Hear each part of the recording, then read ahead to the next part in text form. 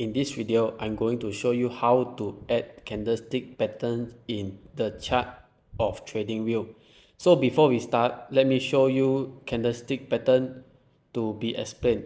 So first of all, if you want to trade stock or even Forex, you need to identify the candlestick patterns in bullish form or even bearish form.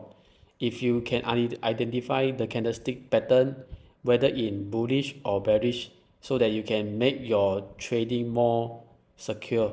For example, the candlestick is bullish, so you can maybe make a long trade, or even the candlestick is bearish, you can make a short trade.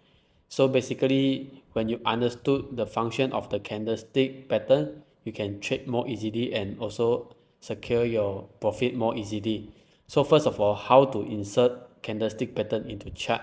So first, you can open the indicator and type for candlestick.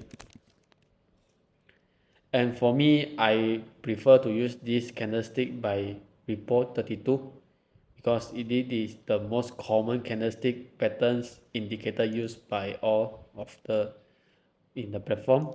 So basically, after you have applied, you can see the candlestick will be automated indicate whether it's in bullish or in bearish form.